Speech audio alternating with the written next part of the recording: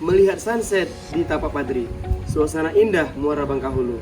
Perkenalkan, nama saya Ferdi Syahdani, saya guru kimia SMA ITB Kota Bengkulu.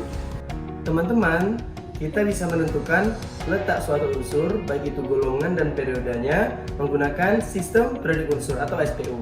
Namun, tahukah teman-teman, kita juga bisa menentukan letak golongan dan periode suatu unsur tanpa menggunakan SPU. Bagaimana caranya? Yuk kita belajar sama-sama.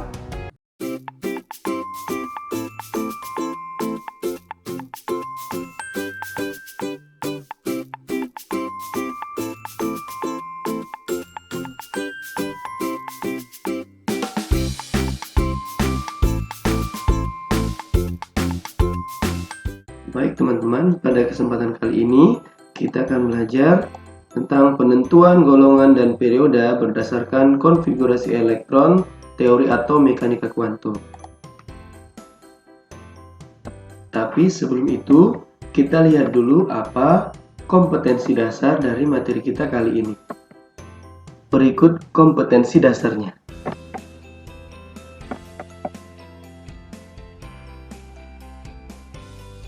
Mari kita ingat kembali materi yang akan menjadi materi prasyarat untuk materi kita kali ini, yaitu tentang konfigurasi elektron. Teman-teman tentu ingat bagaimana cara penentuan konfigurasi elektron menggunakan aturan Aufbau. Di sini kita lihat kembali bagaimana cara atau metode coret miring yang bisa kita aplikasikan dalam penentuan konfigurasi elektron. Berdasarkan tingkat energi. Ini adalah aturan Aufbau. Nah, sekarang kita coba urutkan kembali bagaimana konfigurasi elektron berdasarkan aturan Aufbau. Yang pertama 1s, 2, 2s2, 2p6, 3s2, 3p6, 4s2, 3d10, 4p6 dan seterusnya. Bagaimana teman-teman?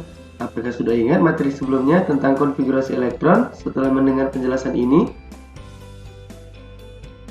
Golongan unsur pada sistem periodik unsur terbagi menjadi dua, golongan utama atau golongan A dan golongan transisi atau golongan B. Golongan transisi terbagi menjadi dua, yaitu golongan transisi luar dan golongan transisi dalam. Untuk golongan utama terbagi menjadi dua blok. Yang pertama blok S dan blok P.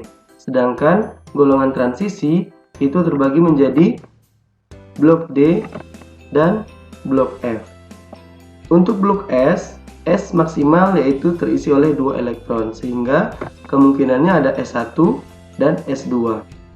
S1 berarti golongan 1A dan S2 berarti golongan 2A. Untuk blok P, karena P maksimal diisi oleh 6 elektron, berarti kemungkinan akan ada 6 buah golongan pada blok P.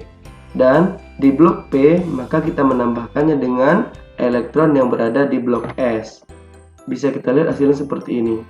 S2P1, S2P2, sampai S2P6.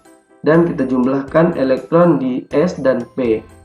Sehingga kita peroleh 2 ditambah 1 sama dengan 3A, 2 tambah 2, 4A, 2 tambah 3, 5A, 2 tambah 4, 6A, 2 tambah 5, 7A, dan 2 tambah 6, 8A. Berikutnya blok D. D maksimal diisi oleh 10 elektron. Di blok D terdapat 10 macam golongan. Nah, karena blok D itu ditambahkan dengan S, sehingga bisa lihat di sini S2D1 sama dengan 2 ditambah 1 sama dengan 3B, dan seterusnya sampai S2D10 sama dengan 12 dan golongannya adalah 2B. Nah, kita lihat di sini di blok D ada 3 golongan yang sama, yaitu 8B dengan jumlahnya 8, 9, dan 10. Dan untuk golongan 1B dan 2B itu jumlahnya 11 dan 12. Untuk penentuan golongannya kita kurangkan 11 atau 12 dengan 10, sehingga diperoleh golongan 1B dan golongan 2B. Kemudian F itu terdiri dari 2, yaitu golongan lantanida ketika berhenti di 4F pada konfigurasi elektron dan golongan aktinida jika berhenti di 5F. Kita coba kerjain soal ya.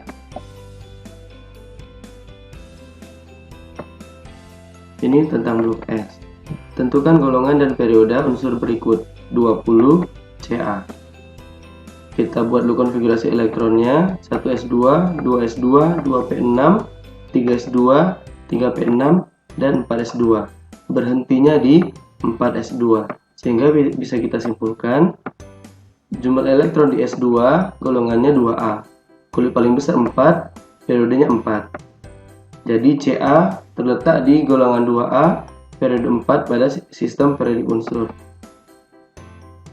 Kemudian di blok P, contoh soalnya yaitu tentukan golongan dan periode unsur berikut 35 Br. Kita buat dulu konfigurasinya. 1s2, 2s2, 2p6, 3s2, 3p6, 4s2, 3d10, dan 4p5. Karena berhentinya di 4p5, maka kita tambahkan dengan 4s. Jadi 4s2 tambah 4p5. Jumlah elektron di S dan P 2 tambah 5 sama dengan 7, sehingga golongannya 7A, kulit paling besar 4, periode 4. Sehingga Br golongan 7A, periode 4. Berikutnya soal blok D. Tentukan golongan dan periode unsur berikut 22 Ti, 48 Cd. Kita tentukan dulu konfigurasi elektronnya.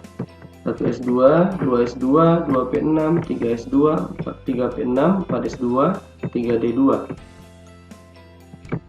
Karena berhentinya di sukulit D, maka kita jumlahkan S dan D di 4s2, 3d2. Sehingga elektronnya 2 tambah 2 sama dengan 4. Golongan 4B, kulit paling besar 4, periodenya periode keempat. Sehingga Ti berada pada golongan 4B, periode keempat. Soal kedua, golongan dan periode unsur CD. Kita tulis dulu konfigurasinya. 1s2, 2s2, 2p6, 3s2, 3p6, 4s2, 3d10, 4p6, 5s2, dan 4d10. Sehingga untuk elektronnya kita jumlahkan di S dan D. 2 tambah 10 sama dengan 12. Sehingga golongannya 2B. Kemudian kulit paling besarnya 5. Sehingga periodenya 5.